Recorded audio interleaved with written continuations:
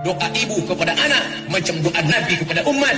Tak ada yang paling kabul doanya selain doa ibu.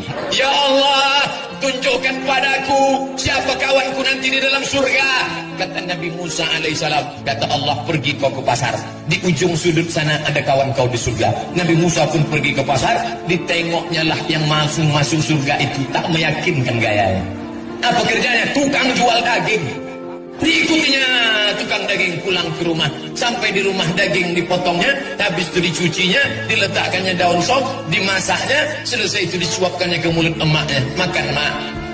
Selesai makan, emaknya berdoa. Apa kata emaknya? Ya Allah, masukkan anakku ini ke dalam surga bersama Musa alaihi salam.